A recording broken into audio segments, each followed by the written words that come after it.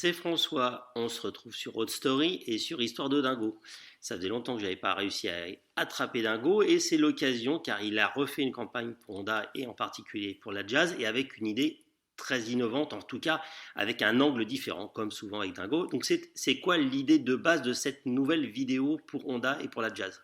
Alors, on va parler plutôt de la problématique de Honda, qui fait une petite voiture qui est celle qui consomme le moins en version thermique Hum. et qui sort pas forcément des villes.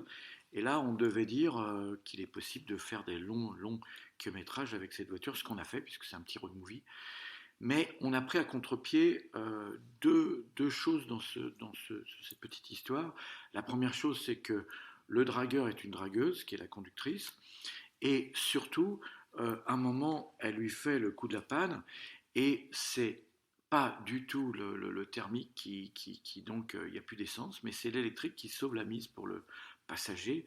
Et ça, j'aime bien parce qu'on a pris à contre-pied toutes les peurs liées à l'électrique et à sa difficulté d'acheminer les gens dans les peurs qu'ont les gens pour arriver à destination. Voilà. Donc l'histoire, il tombe en panne en essence et en fait il reste du jus dans la batterie, dans la petite batterie, et ce qui permet de finir en fait, et c'est le dépannage est fait par l'électrique, alors que l'angoisse c'est de la panne de l'électricité en fait. Exactement. Alors, il faut savoir que dès qu'on roule, évidemment, on sort des villes, on est en électrique en ville, on prend l'autoroute, on passe en thermique, mais pendant ce temps-là, le thermique recharge la batterie. Donc, ce qui permet à l'arrivée la ville, quand on arrive à destination, on retombe en électrique facilement.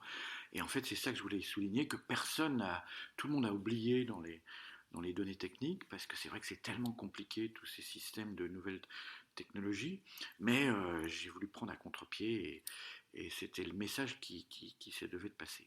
Et moi je voulais reparler de ça, c'est qu'en plus cette voiture-là, en effet c'est ce que tu as dit, ce qui est hyper central, c'est que la consommation elle est toute petite, il y a des gens qui ont fait des records, là, ils ont fait des 700-800 km avec le plein, tellement la voiture elle consomme peu, et surtout le fonctionnement, je le décris en deux mots, c'est qu'il y a un moteur qui tourne et qui recharge une batterie, donc vous êtes tout le temps en électrique en fait, c'est-à-dire il y a un thermique, il y a un moteur qui est à côté, qui recharge la batterie et qui fait qu'elle est tout le temps entre guillemets chargée, il n'y a pas de problème d'autonomie électrique sur cette voiture-là, parce que c'est le thermique qui recharge tout le temps la batterie quand il y a besoin. Exactement. Et qu'en plus, il faut savoir que toutes les voitures ne font pas ça.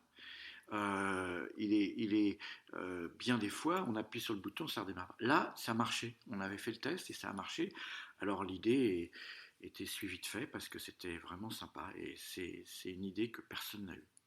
Merci beaucoup. On va vous mettre bien sûr la vidéo en lien et vous regarderez. C'est vraiment très sympa et surtout ça change beaucoup dans les codes et ça fait réfléchir. C'est très souriant et très positif et ça fait toujours du bien. Ouais, et puis c'est ce que j'aime faire aujourd'hui, c'est des petits films tout simples où on se laisse embarquer dans des petites histoires pour se distraire parce que c'est vrai que si on écoute la plupart des gens qui parlent d'auto, c'est pas toujours très gai là, c'est d'y mettre un peu de sourire quand même parce que c'est quand même agréable de voyager et de se faire quand même, moi en plus, draguer par une conductrice, ce qui m'arrive rarement, malheureusement. Merci beaucoup, Dingo.